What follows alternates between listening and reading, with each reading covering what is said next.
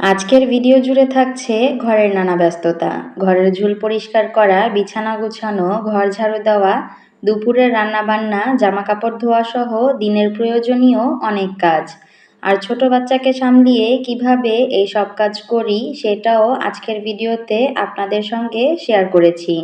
আসসালামু আলাইকুম everyone, Sadia Mamun blog YouTube channel থেকে আমি সাদিয়া বলছি। দেশ এবং দেশের বাইরে যে যেখান থেকেই আমার আজকের ভিডিওটি দেখছেন, আশা করছি আপনারা সকলেই পরিবার পরিজন নিয়ে সুস্থ আছেন এবং ভালো আছেন। মহান আল্লাহ তাআলার অশেষ রহমতে আমি আমার পরিবার নিয়ে সুস্থ আছি এবং ভালো আছি।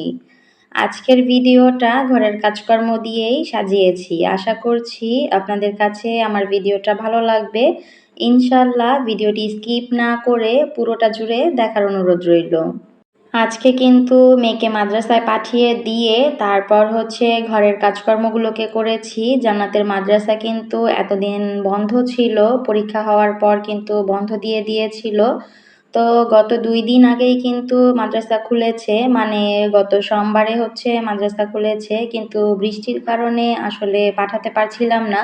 কারণ যখনই নাকি মাদ্রাসায় পাঠানোর সময় হচ্ছিল ঠিক তখনই বৃষ্টি শুরু হয়ে যাচ্ছিল। এর জন্য আর মাদ্রাসায় পাঠানো হয়নি। আর মাদ্রাসাতে লোকজনও আর কি খুব কম আসছিল, মানে ছাত্রছাত্রী খুব একটা বেশি আসছিল না, এর জন্য আর পাঠানো হয়নি। তো আজকে আপার সাথে কথা বলে তারপর ওকে মাদ্রাসায় আমি পাঠিয়ে দিয়েছি। আর ওর নানুর সাথে ও চলে গিয়েছিল। আর আমার মা কিন্তু এখন আমাদের বাড়িতেই আছে। তো মায়ের সাথেই আর কি, আম্মুর সাথেই ওকে আমি মাদ্রাসাতে পাঠিয়ে দেই। আর ওকে মাদ্রাসায় পাঠিয়ে দেওয়ার পরপরই কিন্তু আমি আমার ঘরের কাজকর্মে লেগে পড়ি। এখানে গতকাল দেখেছি প্রচুর পরিমাণে ঘরে ঝুল পড়ে গিয়েছে, মানে অনেক ঝুল হয়েছে আর কি। দূর থেকে একদমই বোঝা যাচ্ছিল না, যখন আমি সামনে গিয়েছি তখন দেখি যে ঝুল দিয়ে একদম একাকার হয়ে গিয়েছে। তাই ভাবলাম আগে ঘরের ঝুলগুলোকেই পরিষ্কার করে নেই। আর সকালের নাস্তা কিন্তু সেরে নিয়েছি। আর নাস্তার পর্বটা কিন্তু অফ ক্যামেরাতেই করে নিয়েছিলাম, কারণ সব কিছু শেয়ার করতে গেলে কিন্তু ভিডিও অনেক বেশি লং হয়ে যায়। এমনিতেও কিন্তু আজকের ভিডিওটা দেখা যায় অনেকটাই লং হয়ে গিয়েছে।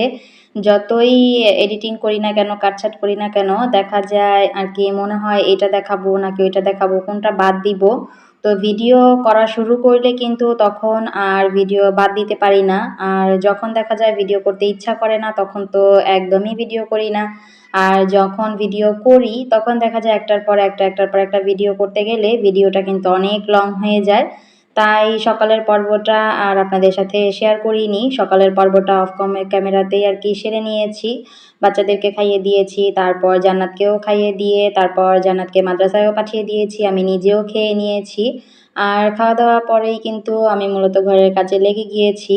এখানে এত পরিমাণে ঝুল পড়ে গিয়েছিল, তো আজকে কিন্তু আমি পুরো বাসাটাই একদম ঝুল পরিষ্কার করে নিয়েছিলাম। তো পুরোটা কিন্তু আপনাদের সাথে শেয়ার করিনি, শুধু এক সাইডটা শেয়ার করেছি। এই সাইডটাতেই অনেক বেশি ঝুল পড়ে গিয়েছিল। আর বাকি যেই জায়গাগুলো ছিল ওইখানে কিন্তু খুব একটা বেশি ছিল না। তো আর কি খুব প্রতিটা আর কি সবগুলো তো আর শেয়ার করা সম্ভব না, বললামই তো ভিডিওটা অনেক বেশি লং হয়ে যায়। আর ঝুল পরিষ্কার করার পর দেখা যায় সাধারণত সবসময়ই আমি ঝুল পরিষ্কার করার পর বিছানার চাদরটা উঠিয়ে ফেলি। তবে এই যে বিছানার চাদরটা আমি গতকাল রাতেই বিছিয়েছিলাম, কারণ সিয়াম গতকাল পানি ফেলে দিয়েছিল, অনেকখানি পানি ফেলে দিয়েছিল। এর জন্য সেটাকে উঠিয়ে ফেলেছিলাম আর রাতেই বিছানাটা আর কি বেডশিটটাকে আর কি বিছিয়ে নিয়েছিলাম। তো আজকে যে ঝুল পরিষ্কার করব এটা আসলে প্রথমে ভেবে রাখিনি, হুট করেই আর কি দেখেছি যে অনেক ঝুল পড়ে গিয়েছে, এর জন্যই পরিষ্কার করে নেয়া। তো বিছানার চাদর আর আজকে উঠাবো না, বিছানার চাদরটাকে খুব ভালো করে আমি একটু ঝেড়ে পরিষ্কার করে নিয়েছি, কারণ ঝুলের ময়লা পড়ে ওপর থেকে বিছানার চাদরে অনেক আর কি ময়লা পড়ে গিয়েছিল। এর জন্য আমি বিছানার চাদরটাকে খুব ভালো করে ঝেড়ে নিচ্ছিলাম। আর এই যে দেখতেই পেলেন আমি যে ঘরের কাজকর্মগুলো করছি, আমি কিন্তু সিয়াম বাবুকে সাথে নিয়েই করছি। আমার কিন্তু ওকে রাখার মতো তেমন কেউই নেই। সারাদিন সকল কাজকর্ম কিন্তু আমার নিজেকেই করতে হয়। আমার ঘরের কাজকর্ম আমার নিজেকেই করা লাগে, আর সিয়ামকে নিয়েই কিন্তু আমার করা লাগে। তো আমার কিন্তু কোনো রকম হেল্পিং হ্যান্ডও নেই। যত যাবতীয় কাজ আছে সব আমি নিজে নিজেই করি। সিয়াম বাবুকে নিয়েই করি আর এভাবেই কিন্তু করি। ভিডিওতে আপনারা কিন্তু দেখতেই পেলেন আমি সিয়াম বাবুকে খেলতে দিয়েছি আর ও ওর মতো খেলা করছে, আমি আমার মতো কাজ করছি। এখন তো প্রায় ১ মাসের মতো হয়ে গিয়েছে মাশাআল্লাহ সিয়াম বাবু কিন্তু হাঁটা শিখেছে, টুকটুক করে হাঁটে। মাশাআল্লাহ সবাই বলে দিবেন। আর এতদিন তো হাঁটতে পারত না, বসে থাকতো বা হাঁপুড় দিত। তো তখনও কিন্তু ওকে নিয়েই আমি কাজকর্ম করেছি। ওকে নিচে বসিয়ে দিতাম, ও ওর মতো খেলা করত, আমি আমার মতো কাজ করতাম। আর এখন তো মাশাআল্লাহ হাঁটা শিখেছে। এখান থেকে ওখানে আরকি একেক জায়গায় ঘোরাঘুরি করে। এখন কিন্তু খুব বেশি একটা বিরক্ত তেমন করে না। একটু যখন ক্ষুধা পায় তখন ওকে খাইয়ে দিলেই ও ওর মতো কিন্তু খেলা করতে ব্যস্ত থাকে। এখানে ও তো আমি ঘরটাকে পরিষ্কার করে নিয়েছি আগেই। সরি ঘর না, মানে বিছানাটাকে আগে পরিষ্কার করে নিয়েছি। আর এখন ঘরটাকেও খুব সুন্দর করে ঝাড়ু দিয়ে নিব।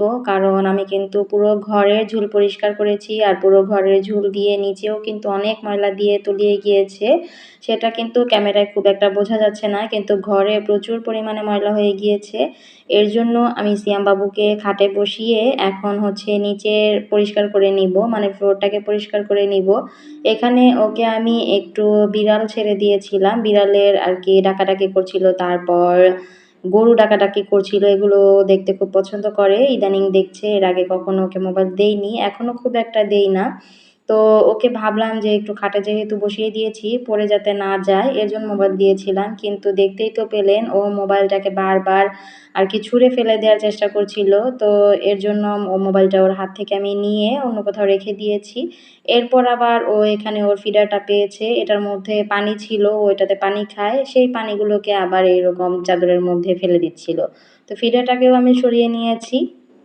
তারপর তো দেখতেই পাচ্ছেন ওই কোনায় গিয়ে ওর মতো দুষ্টুমি করছে। আর এইখানে ঝুল পড়ে চেয়ারের ওপরে আরকি অনেকটাই ময়লা হয়ে গিয়েছিল। তাই আমি চেয়ারগুলোকে একটু বিছানা যে ঝাড়ুটা আছে ওইটা দিয়ে একটু পরিষ্কার করে নিয়েছি। আর আমার বিছানা ঝাড়ু দেওয়ার যে ঝাড়ুটা ওইটা দেখে কেউ হাসবেন না। কারণ এটার করুণ অবস্থা সিয়াম বাবুই করেছে। ওই ঝাড়ুটা কিন্তু এত চিকন ছিল না। আর এত ছোটও ছিল না। এই ঝাড়ুর যে কাঠিগুলো ছিল এগুলো আরকি সিয়াম বাবু সব ভেঙে ফেলেছে। আর বারবার রশিটা শুধু খুলে যায়। তাই আমি রশিটাকে বারবার বেঁধে তারপর আবার ঝাড়ু দেই। এখন একটা যে ঝাড়ু কিনবো সেটাও আসলে সম্ভব হচ্ছে না। অনেক আপুদের দেখেছি প্লাস্টিকের ঝাড়ু ব্যবহার করতে। ঝাড়ুগুলো আমার কাছে খুবই ভালো লাগে, অনেক পছন্দ। তবে আমরা যেহেতু নিম্ন মধ্যবিত্ত পরিবারের, চাইলেই কিন্তু আমাদের শখগুলোকে খুব সহজেই পূরণ করতে পারি না। আমাদের ছোটখাটো শখ পূরণ করতেও কিন্তু অনেকটা সময় পার হয়ে যায়। এখানে কিন্তু আমি ঘরটাকে খুব ভালো করে ঝাড়ু দিয়ে নিচ্ছিলাম, সবকিছু সরিয়ে। কারণ অনেক ময়লা হয়ে গিয়েছিল। আর এই যে দেখতেই কিন্তু পাচ্ছেন সিয়াম বাবু কিন্তু ওর মতো মনের সুখে খেলা করছে। আর ওকে নিয়ে কিন্তু এভাবেই সারাদিন আমার কাজকর্ম করতে, করতে আমার সারাটা দিন কেটে যায়। অন্য কোনো কিছু করার মতো, কিছু ভাবার মতো সময়ই আমি আর পাই না। বাচ্চাদেরকে নিয়ে সংসার সামলিয়ে এভাবেই কিন্তু আমার সারাদিন কেটে যায়। প্রতিদিন, প্রতিবেলা সবসময় কিন্তু এভাবেই পার করে ফেলি। এখন পর্যন্ত যারা ভিডিওটি কন্টিনিউ করেছেন প্লিজ একটি লাইক দিয়ে দিবেন, তারপর ভিডিওটি কন্টিনিউ করবেন। কারণ আপনার একটি লাইক আমার ভিডিওটি আরও অনেকের কাছে পৌঁছাতে সাহায্য করবে। তাই বুঝতেই পারছেন একটি লাইকের কতটা মূল্য। আর ভিডিওর কোনো অংশ অথবা কাজের বা কথার কোনো অংশ যদি আপনাদের কাছে ভালো লেগে থাকে তাহলে সেটা কমেন্টের মাধ্যমে আমাকে জানাতে পারেন। আপনাদের মূল্যবান কমেন্টগুলো পড়তে আমার অনেক বেশি ভালো লাগে। যারা আমার ভিডিওটি আজকে প্রথম দেখছেন, আপনারা যদি এই ধরনের লাইফস্টাইল ভিডিওগুলো দেখতে পছন্দ করেন তাহলে এই ছোট্ট চ্যানেলটিকে সাবস্ক্রাইব করে পাশে থাকা বেল আইকনটি অন করে রাখতে পারেন। এতে করে আমি যখন এই ভিডিও আপলোড করব আপনাদের কাছে সাথে সাথে নোটিফিকেশন চলে যাবে। আপনারা আপনাদের মূল্যবান সময় থেকে একটু সময় বের করে আমার ভিডিওটি দেখে নিতে পারবেন। আর যারা অলরেডি এই কাজগুলো করে ফেলেছেন আপনাদেরকে অসংখ্য অসংখ্য ধন্যবাদ। ঘর ঝাড়ু দিয়ে এখানে চলে এসেছি হচ্ছে জামাকাপড় ভেজানোর জন্য। সিয়াম বাবুকে ঘুম পাড়িয়ে দিয়েছিলাম, ও কিন্তু ঘুমিয়ে গিয়েছিল। আর এই ফাঁকে আমি চলে এসেছি জামাকাপড় ভেজাতে। কারণ ওকে নিয়ে এই কাজ করা সম্ভব না। দেখা যায় ও কিন্তু আমার সাথে সাথে ও ওয়াশরুমে ঢুকে যাবে, এর জন্য ওকে ঘুম পাড়িয়ে তারপর হচ্ছে জান্নাতের আব্বুর কিছু প্যান্ট ছিল, তো কিছু প্যান্ট কিছু গেঞ্জি সেগুলোও ধুতে হবে। তো আজকে ভাবলাম আজকে শুধু প্যান্টগুলোকে ভিজিয়ে রাখি, প্যান্টগুলোকে আগে ধুই, তারপর হচ্ছে জামা কাপড় যেগুলো আছে অন্যান্য জিনিসগুলো সেগুলোকে ধুয়ে নিব। কারণ একসাথে এতগুলো ধুতে গেলে দেখা যায় অনেকটাই আর কি চাপ পড়ে শরীরের ওপর, আর যেহেতু এই প্যান্টগুলো অনেকটাই ভারী, এর জন্য আগে ভাবলাম প্যান্টগুলোকে আজকে ধুয়ে দেই, পরবর্তীতে হচ্ছে আবার গেঞ্জিগুলোকে শার্টগুলোকে ধুয়ে দিব। তো এখানে আগে আমি কিছু সময় এটাকে ভিজিয়ে রাখবো, তারপর হচ্ছে পরবর্তীতে ধুয়ে নিব। খুব বেশি একটা ময়লা হয়নি, শুধু আর কি অতিরিক্ত আর কি ধুইতে প্রয়োজন হবে না, তাই ভাবলাম যে একটু কিছু সময় ভিজিয়ে রাখি। ভিজিয়ে রাখলে তারপর হচ্ছে যে কোনো জামা কাপড় পরিষ্কার করতে কিন্তু অনেকটাই সহজ হয়ে যায়, আর ময়লাগুলোও কিন্তু খুব দ্রুতই উঠে যায়। এর জন্য আমি প্যান্টগুলোকে একটু বেশি করে গুঁড়ো সাবান দিয়ে তারপর হচ্ছে ভিজিয়ে নিচ্ছিলাম। এখানে কিন্তু অনেকগুলো প্যান্টই আছে, আর জান্নাতের আব্বুর এই প্যান্টগুলোকে ধুতে যে কী পরিমাণ কষ্ট হয়, মানে এগুলো ভেজানোর পর এত বেশি ভার হয়ে যায়।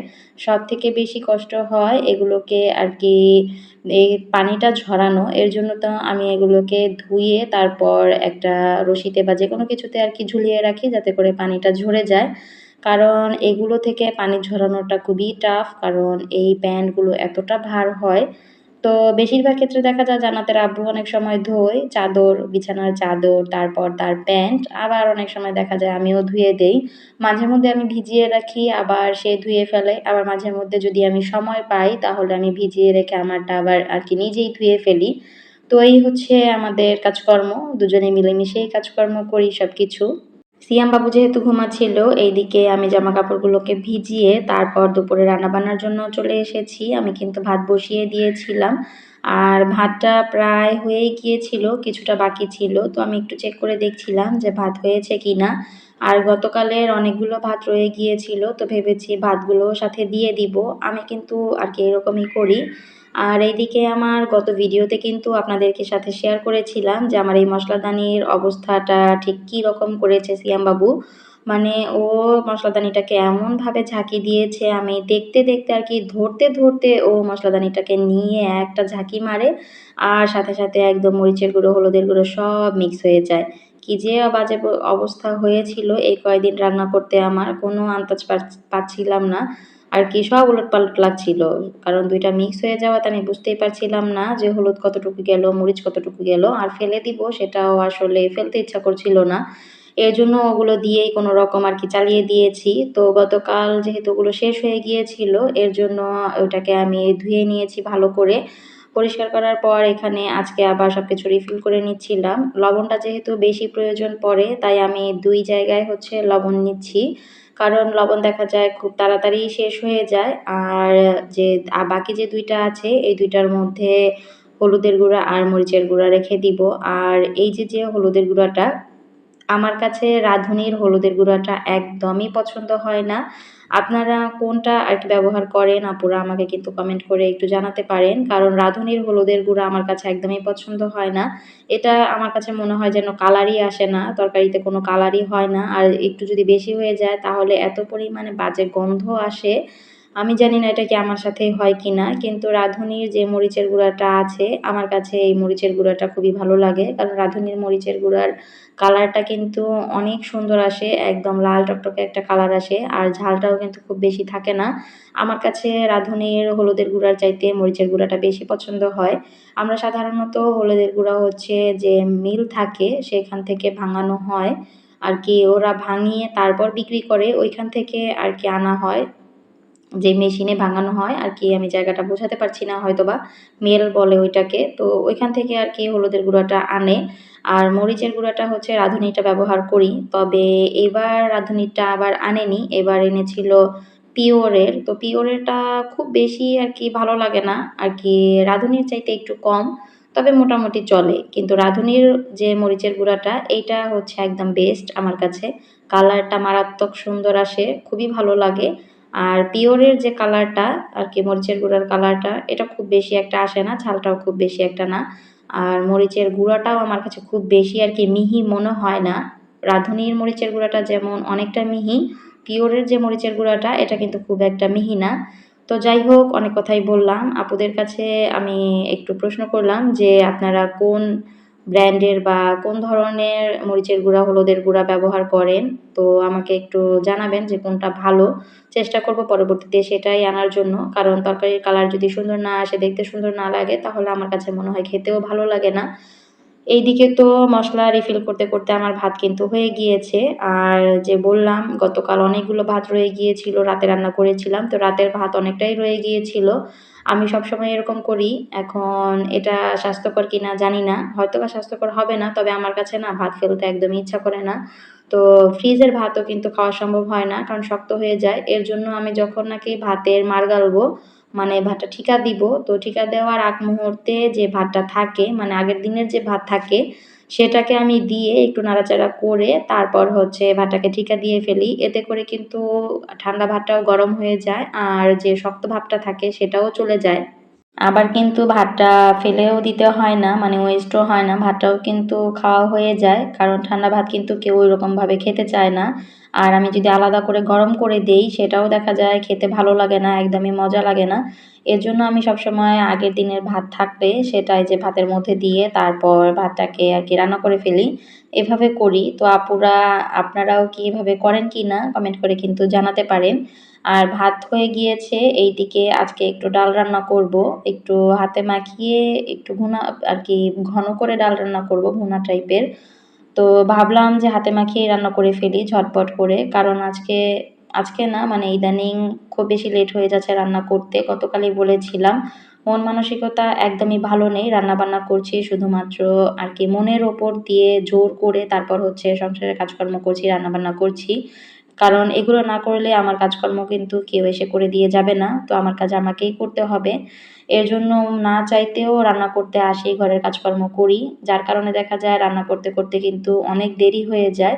যখন মন ভালো থাকে তখন কিন্তু কাজ করতেও অনেক বেশি আনন্দ লাগে। তখন কোনো কিছু করতে কিন্তু বোরিং ফিল হয় না বা অসহ্যকর লাগে না। কিন্তু আজকে কিছুদিন যাবৎ কোনো কাজই আমার করতে ইচ্ছা করে না। যাই হোক, আল্লাহ যা করে ভালোর জন্যই করে। ইনশাআল্লাহ খুব শীঘ্রই সবকিছু থেকে আল্লাহ তাআলা আমাদেরকে রক্ষা করবেন, আমাদেরকে উদ্ধার করবেন। ইনশাআল্লাহ, ইনশাআল্লাহ। এখানে আমি আজকে কাঁচামরিচ ফেলে দিব না। কারণ মানে সিয়াম বাবুকেও ভেবেছি একটু ডালের পানি দিয়ে ভাত খাইয়ে দিব। আর জান্নাতও এই ডালটা অনেক পছন্দ করে। তো ওদেরকে যেহেতু খাওয়াবো, এর জন্য আর কোনো মরিচের গুঁড়া দেইনি। আর কাঁচামরিচও আরকি দিব না। কাঁচামরিচ দিব বলতে গেলে আস্তটা দিব, যাতে করে ঝালটা ডালের মধ্যে আরকি ছড়িয়ে না যায়। আমাদের প্রয়োজন মতো আমরা মরিচ ডলে তারপর ভাত খেতে পারি। আর ওরাও যাতে ডাল দিয়েই ভাত খেতে পারে। এজন্য আজকে হাতে মাখিয়ে তারপর হচ্ছে ডালটাকে রান্না করে নিচ্ছিলাম। কিন্তু এখানে বললাম না যে এই হলুদের গুঁড়াটা আরকি আমার একদমই পছন্দ হয় না, খুবই বাজে লাগে।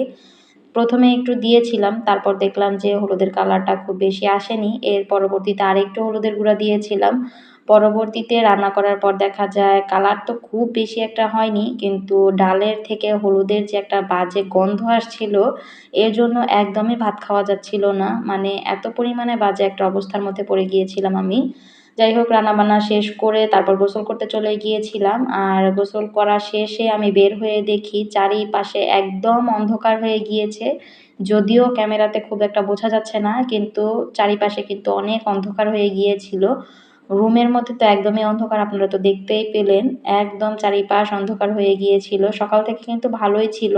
হুট করে দেখি একদম অন্ধকার হয়ে যায়। তারপরেই তো আমি গোসল করে আমার জামাকাপড়গুলোকে এখানে একটু শুকাতে দিচ্ছিলাম। এরপর ঘরে যেতে না যেতেই দেখি একদম ঝপঝপিয়ে এত জোরে বৃষ্টি নেমে যায় যে কি বলবো। বেশ কিছুদিন ধরেই কিন্তু এইরকমই চলছে। হুট করেই বৃষ্টি চলে আসে, হুট করেই আবার রোদ উঠে যায়। কখন কি হয় সেটা আসলে বলা যায় না। আল্লাহ তাআলা কখন কি চায় সেটা আমাদের কারোই আসলে সম্ভব না জানা, বা বোঝাও সম্ভব না। তো এই তো দেখলাম রোদ, তার মধ্যে হুট করে একদম অন্ধকার হয়ে একদম ঝুম বৃষ্টি নেমে গেল। প্রচুর পরিমাণে বৃষ্টি হয়েছে। আমার বারান্দা থেকে যে খালটা দেখা যায় নিচে, সেই খালটা কিন্তু আপনাদের সাথে আমি এর আগেও শেয়ার করেছি, যখন খালটা একদম শুকনা ছিল। আর এখন কিন্তু এই পানি দিয়ে খালটা একদম ভরে গিয়েছে। খালের ওপাশে কিন্তু প্রায় মানুষই এসে অনেক কাজকর্ম করে। আপনারা ভিডিওটা দেখলে বুঝতে পারবেন। আমি এখানে যখন ভিডিও করছিলাম তখন দেখছিলাম এক মহিলা এসে ওখানে জামাকাপড় ধুচ্ছিল। তো আজকের ভিডিওটা এখানেই শেষ করে দিচ্ছি। সবাই ভালো থাকবেন, সুস্থ থাকবেন। আল্লাহ হাফিজ।